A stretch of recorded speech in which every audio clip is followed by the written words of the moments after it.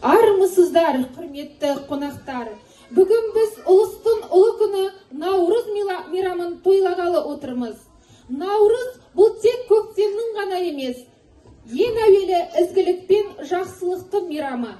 Кем болсын қазағымның керегесі, кетпесін Алла берген берекесі. Алаштың баласына нәсіп болған құтты болсын Наурыз мерекесі. Добрый день, дорогие односельчане и гости нашего праздника. Сегодня замечательный день, праздник пробуждения новой жизни, праздник мира и весны.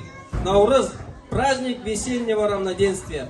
Открыта дверь для всех гостей, для пожилых и для детей. Весна навстречу нам идет, весна на праздник всех зовет. Народы самых разных стран шлют поздравления в Казахстан. Келе жатыр жылымыз, мейрамдаймыз мұны біз, жас балаша нұрланып, жадырасын бәріміз.